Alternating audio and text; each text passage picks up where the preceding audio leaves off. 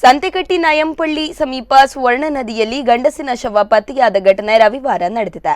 ಮೃತ ವ್ಯಕ್ತಿ ರಮೇಶ್ ಕಾಂಚನ್ ಎಂದು ತಿಳಿದು ಬಂದಿದೆ. ಸಾವಿಗೆ ನಿಖರ ಕಾರಣ ತಿಳಿದು ಬಂದಿಲ್ಲ. ನಗರ ಪೊಲೀಸ್ ಠಾಣೆಯಲ್ಲಿ ಪ್ರಕರಣ ದಾಖಲಾಗಿದ್ದು, ಶವವನ್ನು ಮಣಿಪಾಲದ ಕೆಎಂಸಿ ಆಸ್ಪತ್ರೆಯ ಶವಾಗಾರದಲ್ಲಿ ರಕ್ಷಿಸಿ ಇಡಲಾಗಿದೆ.